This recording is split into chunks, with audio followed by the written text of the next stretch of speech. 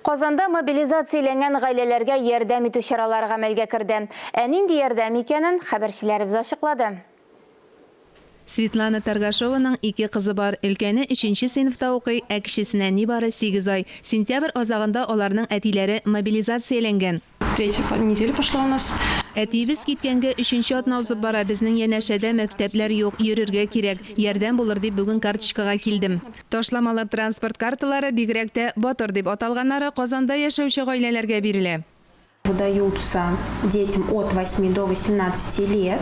Транспорт карталары 8-дән 18 яшькә кадәрге балаларга бирелә. Батыр карталары өчен балаларның яше шикләнмәгән.